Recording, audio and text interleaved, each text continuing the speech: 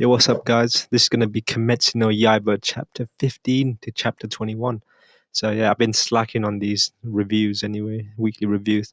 So I want to be doing quite a lot in a bulk, but that's because I took a little break. But I'm back now. I'll try to do them consistently. There's only like a few episodes left, so I'll probably be able to do them consistently now.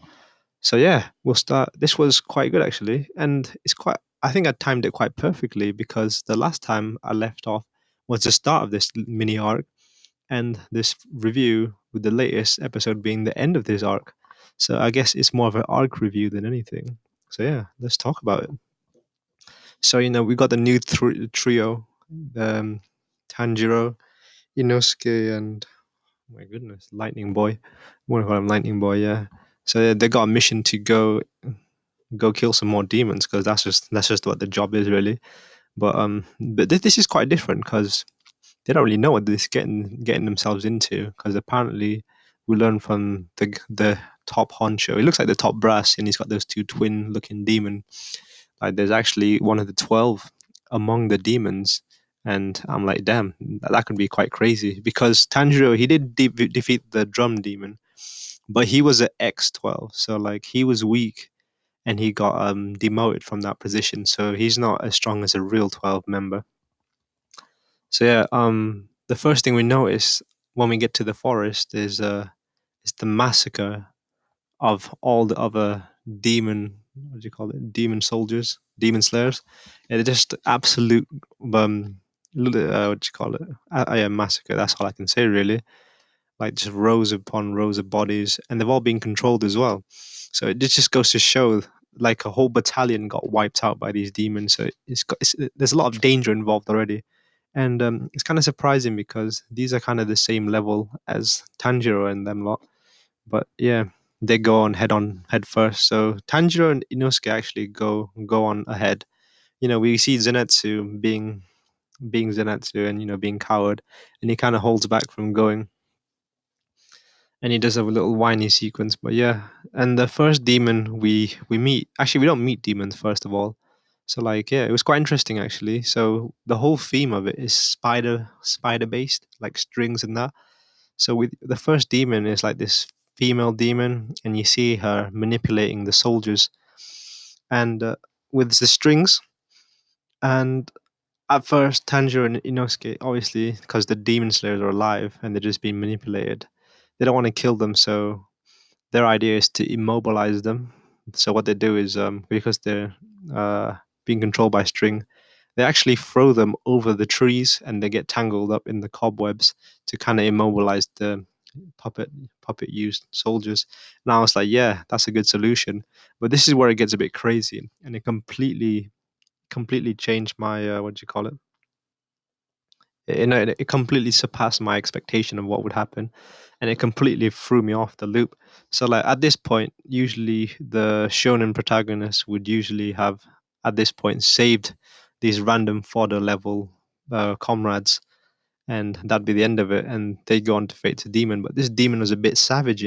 She was like, oh, okay, my puppets don't work anymore, so I've got no use to them, and snap, she completely kills every single hostage type demon soldiers she had, right? Demon slayer she had. And I thought that was completely brutal. And you just see the sequence as well. This is one part.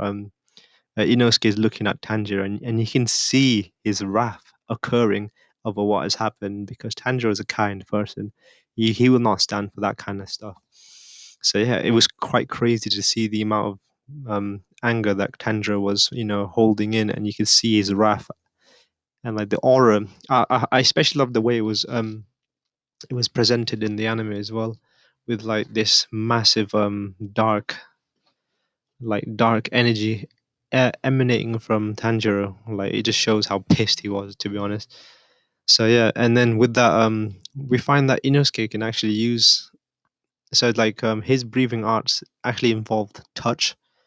So he digs his swords into the ground, and he can use it to feel out where the enemy is, like echo, like a sonar radar. So this is quite interesting actually. So we got smell, which is obviously Tanjiro. We got uh, listening, No, what do you call hearing? Oh yeah, hear. No, there's like, well, we got sight. No, we got smell, and we got hearing. No, sound. Oh my goodness, I had a duh moment. So we got let's start again. We got smell, Tanjiro, because he's got really good smell. We got sound, which is Zenitsu, because you can hear things really well. And now we've got touch, which is gonna be obviously Inosuke. So we got two things left. We need sight and we need sound. What else is there? Taste, sight and taste. So yeah, we got three out of the five. So I guess that's the theme of breathing arts anyway. But nevertheless, with that, Inosuke actually managed to locate what the demon is, and I was quite impressed with their teamwork. Actually, they worked really well. And you see, during the fight, actually, is it this fight? Oh no, it is during this fight. We see Inosuke actually giving Tanjiro a bit of compliment. But with that, once they've located the demon, you see a bit of combo where Inosuke launches Tanjiro in the air, and Tanjiro's like, what do you call it? He's like a rocket going towards the demon, and this is I think it's the mother demon at this moment in time. So like, we had the Rui. Obviously, it's gonna be a spoiler for the later chat. But like when I first saw him, I had a feeling that he could be the 12, like the one of the 12, because obviously it's kind of implied that it would be the father. But then once we see the father, we find out he doesn't really have it. And also another thing that gave it away to me was how scared his mother was, like quote unquote mother. And also one of his eyes is kind of hidden, so that was a kind of fishy for me. So I always had a suspicion that he would be the 12 member, and I was right. So yeah, but nevertheless, so yeah, Tanjiro goes towards his mother, and this I don't. It's just so conflicting, the feelings towards the demons. So like earlier, we saw Tanjiro completely, you know, completely angry, and he had such a dark aura around him, and he now is face to face with the person who killed those people. But now, I don't know. It's just so confusing. But then she kind of admits defeat and wants to end her life, so she just gives up. And you see Tanjiro, like he goes for this aggressive slash, but what do you call it? Mid attack, he completely changes his tune and does a gentle slash, completely killing her in a more simple, more in a kind manner. It just shows how kind-hearted Tanjiro really is. So I was like, wow. Even that moment was crazy. Like she literally killed all those people, but he literally changed his tune just like that. It just shows the bottomless kindness of Tanjiro's heart. And I was shook actually when he did that. That was quite a good finish. And it was very, what do you call it? Just very cool actually. I enjoyed that a lot. That slash had a lot of weight behind it. It's very confusing and conflicting feelings towards the demons. Like you feel empathy, but you also feel hatred at the same time.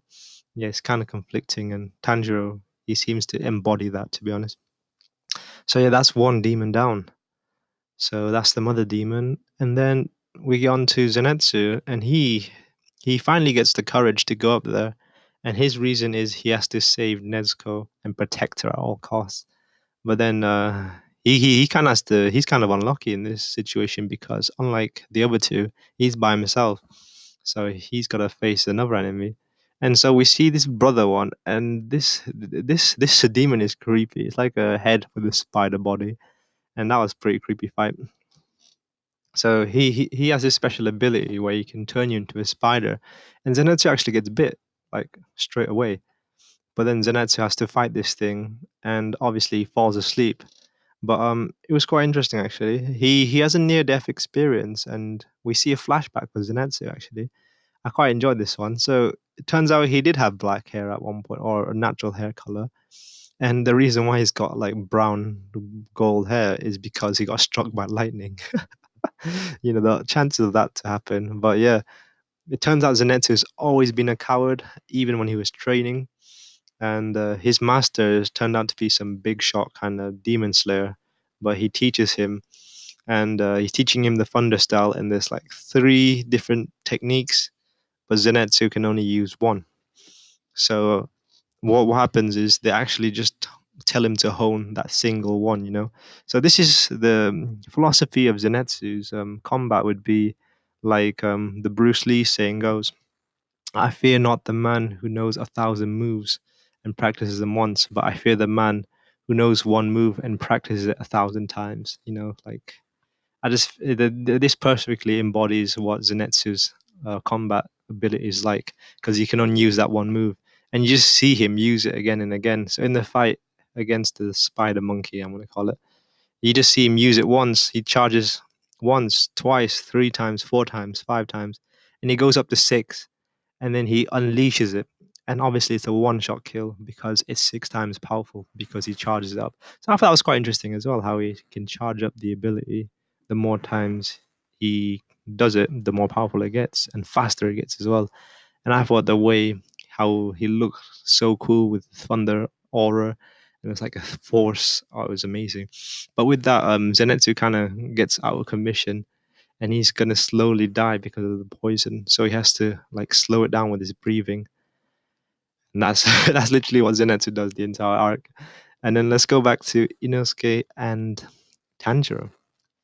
So then, oh yeah, they see the sister demon and they decide to chase her, but then the father demon actually comes, right? So he was the one who's supposed to be one of the 12, but you look at his eyes, he doesn't have that number in his eyes. So Tanjiro and Inosuke actually fight this demon. But the thing about this demon is he's quite strong, even though he's not the 12. As you can see, those two can't even dent him at all. You know, his skin is so tough, and it gets quite tricky. But what they decide to do is run away from them in the end because they can't do anything. But then, unfortunately for Inosuke, he kind of has to fight him alone because Tanjiro goes for this. I think he calls it the 10th form, right? And at first I was like, oh my god, I think they're gonna beat him. So Inosuke is obviously distracting him, and Tanjiro goes for his 10th form, and his 10th form has the ability to continuously get stronger the more you use it, kind of like a snowball effect. And yeah, I think if that blow was to land, it would have been able to actually damage the demon. But unfortunately, the demon swings Tanjiro with the massive log, and it completely blocks his momentum, and he gets sent flying away. So Inosuke kind of has to fight him solo, and that was quite hard to watch because this demon is actually way stronger than Tanjiro and Inosuke at this moment in time. So we just see Inosuke just trying to be who he is, and he just runs away. But obviously, then he's kind of backed into a corner, and he ends up fighting the demon. But the demon's too strong, so what he does is he decides to do it his way, and he just saws the demon's hand in arm, no, his demon's hand in half, like a saw, like goes backwards and forwards and takes it off. And at this moment, the demon kind of runs away. So I was like, okay, so demon's not that tough. But then the demon kind of goes into cocoon mode and comes back way stronger at this point. Inosuke is actually done for. Yeah. So yeah, I felt really bad for Inosuke. I was like, this is shonen though. He has to win somehow. But I could see no way he could win. But then that's when we get the cutscene to the top brass sending in two of the top ranked, and Hashira is apparently the top ranked. So we see Gyro, I think, Gaia. This was the guy from episode one, the one who tried to kill Nezuko, and Tanjiro kind of fought him. So he's like the top tier of the demon slayers, and we see Shinobu. No, no, no. I think that's what her name is, but we see a female as well, and they're both top rank, and they get sent to this mission to kill one of the 12. So yeah, yeah, it was so painful watching Inosuke struggle for his life against the father demon, and yeah, you just see him get so hurt as well. I was like, no, come on, don't do this to my man. And obviously, the the top rank, the Hashira Gaio comes in, and he cuts the father demon like butter.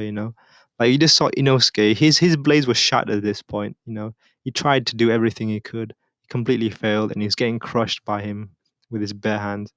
And you see Gaia come in and just slice this dude like butter. I was like, wow. So it just highlights the power difference between the demon slayers, like the different ranks and the experience. And yeah, it definitely shows. Like those two couldn't do anything. Noobs versus top tier.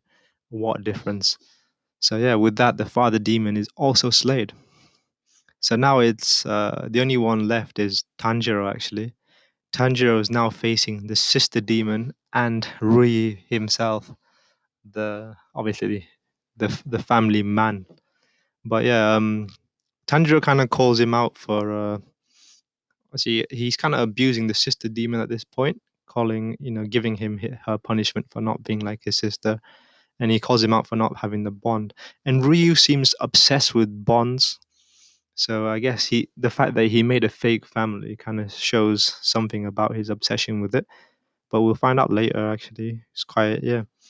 But so we see a demonstration of Ryu's power. This like random demon slayer comes on, you know, and he gets sliced in half like real quick. No, he gets diced actually, not even sliced. Yeah, he gets turned into squares. I was like, yo, that looked too effortless. So Tanjiro has to fight this guy. I was like, I don't think he can. But yeah, so the fight begins actually, and obviously, the classic villain thing is to toy with the main protagonist for a little bit until the protagonist starts to, beat him, and then they start trying, quote unquote.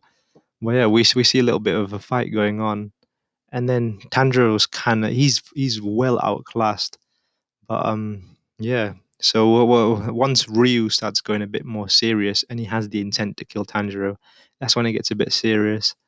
But yeah, so Tanjiro's on the defensive and he's got nothing he can really do.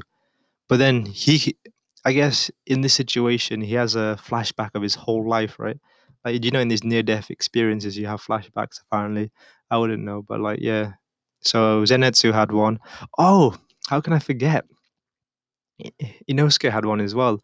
So when he was getting crushed by the father demon, he actually remembered his mother throwing him away as a kid. I was like, what? That was pretty crazy. So yeah, but yeah, so Tanjiro has one. Back to the point, and this one's quite crazy actually. He remembers his dad dancing. So like, there's this traditional dance with fire, and he's just dancing, and it's to do with breathing as well. So that was quite convenient. But yeah, Tanjiro conveniently remembers this moment, and he thinks he can implement it into his fighting style because he's at this point he's kind of against the rope and pushed really into a corner. But with this new fighting style, he unleashes his 10th form, right? So yeah. So the 10th for honor. Before this happens, Tanjiro thinks he has a chance, but and then his blade gets completely snapped by the strings. So the strings are actually stronger than his blade. So Tanjiro has a snapped blade at this point, and that's when he learns about his father's dancing technique. So what he does, he starts dancing, and he uses his 10th form. And oh my god, I don't know what happened, but the budget on this and the production completely increases by tenfold at this point. And yeah, we see Tanjiro just, he starts his snowball with his 10th form. He slashes once, slashes twice. He gets more powerful, more faster, right? And then at this one point, it catches on fire, and I was like, "Yo, that was amazing." And you see Rui, he actually gets scared because he sees that potentially ending his life, and he sees Tanjiro as a threat at this point, and he tries everything he can, trying his strongest threads with his like blood red threads, right? But Tanjiro's cutting everything like butter, and then Tanjiro's like he can't stop either because if he stops, he won't be able to do anything. He'll be completely out of it. And yeah, so Tanjiro goes for it, and yeah, this looks amazing. This is amazing. Apparently, this was trending on Twitter. This sequence, but yeah, it was awesome. And we see Tanjiro completely hit him at the neck, and you just see how tough Ree's like body is because it's not even cutting through. There's a bit of resistance, and then we see something. We see it fly, but this starts with the next episode, and I was like, oh my god, Tanjiro actually beat one of the 12, and obviously I was like, yeah, that's amazing for him. But guess what? It was a complete troll because apparently what happened is Ryu Ryu cut off his own head before the sword actually completely cut off his own head. So in a sense, he survived doing that. And then I was like, oh my god, he's screwed. And then obviously Gaia comes in to save the day because Tanjiro cannot do anything. Oh yeah, Nezuko had a little moment as well. She uncovered her blood art, so that was pretty good actually. A little bit of growth for them. So Gaia comes in and he makes short work of Ryu as well. Actually, I was kind of surprised because I would think that one of the 12 would actually put up a better fight against one of the Hashiras, because I would think they would be on the same level because so far what I've seen is the top tier demons, the 12, are like the top rank for demons, and the Hashiras are the top rank for the demon slayer. So I thought they'd be on a similar level, but no, there's a complete massive cliff of a difference between Ryu and Gaio. Anyway, Gaio. Oh, and he. Oh, this was quite surprising. He uses water style as well, actually. But then it kind of makes sense why he uses water style in the first place. And because if because he's the one that sends Tanjiro to the old master, so they probably have the same master, and that's probably why I recommended him to go there in the first place. So that makes sense.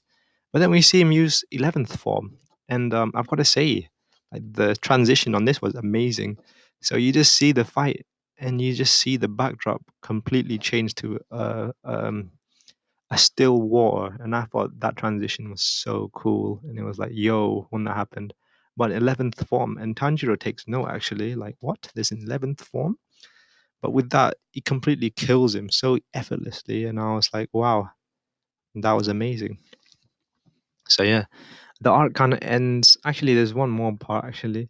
So the other Hashira comes, the female one, right? Oh, and I keep forgetting things, but yeah, she kills the sister demon, and yeah, the way she kills the sister demon is quite different from the usual method of death. So there is another way to kill a demon is to use Wisteria, like yeah, Wisteria potions, like poison, because they act like a poison for the demons, and she doesn't even like impale. She doesn't even mutilate any of the body parts. She just literally hits. She literally cuts the demon, and they just die in agony. And she's kind of weird, actually. Yeah, it was very strange what she did. But yeah, after she kills the sister demon, she comes back, and obviously Nezuko's the demon, and she notices Nezuko, and Tanjiro can't do anything because he's really badly hurt at this point. But there's the two Hashiras have a fight actually. Hashiras have a fight because obviously Gaia knows about Tanjiro's situation, and he's trying to protect Nezuko from her. So those two struggle out for a little bit, and obviously because they know each other, they're not going all out. But as the fight continues, it gets a bit more serious. But they're actually saved by the crow. The crow comes in, and the message from headquarters, and is to capture Nezuko and Tanjiro alive for custody. So yeah, saved by the bell, I would say. And with that, the cleanup crew comes, right? So a bunch of doctors come, and they pretty much come to collect everyone's body and clean up pretty much after the demon slayer fight. And they've got a whole company to do that. So that was pretty interesting to know about the demon slayers. So yeah, with that, the arc ends, and I don't think I'm missing anything from that. But yeah, oh yeah, and actually, one last thing before I mention. So we get the whole flashback to the demon Ryu. He gets an extended flashback. It's all fleshed out and everything. So we see that as a kid, well, he was kind of weak always. So yeah, and yeah, one day Michael Jackson comes in, gives him powers, and because he has powers, he starts getting crazy and he kills people. And his family, his mom and dad are like, no, I can't live with this, my son being a demon. So they decide to kill him. But obviously, you can't, I don't think they could kill a demon. So he ends up killing his own mom and dad. And yeah, he's just reflecting on this while his head's like severed off. And he comes to the realization that the bond he was looking for, he always had that bond, because he now only realizes it as he's dying. So yeah, it was crazy. And he realizes that his parents did love him because after they killed him, they planned to kill themselves. and that's what he remembered. So it was all in hindsight. He remembers that he truly had the family bond he's always been looking for. And the reason why he's got these demons playing pretend house is because he's kind of forgotten about these moments, and it's only upon his death he's remembered these memories. Yeah, because after he forgets his past life, the one thing he really wants is a family. So he just gets these random demons and pretends to play house because it gives him a sense of warmth. And you see it from the sister's point of view, and she was the most loyal one actually. And yeah, she was just this random demon getting chased, and he just takes her under a wing. And yeah, that was pretty crazy. But nevertheless, we're now going to HQ and we meet the rest of the Hashiras, and that's how the episode ends. I'm looking forward to how this season's going to end because I feel like that was the major arc, and I think they're going to have like a little cool down arc for the last remaining few episodes. But yeah, Demon Slayer is amazing, and I think I will be picking up the manga once I finish this season, and I'll be adding it to my weekly weekly reviews. I really enjoy it. It's just it follows the shonen formula, but it always has a little twist to it. I enjoy the little twists. But yeah, this was it for Demon Slayer Kimetsu no Yaiba. Same thing, but I prefer. I feel like Kimetsu no Yaiba rolls off a bit better. But yeah, episode 15 to 21.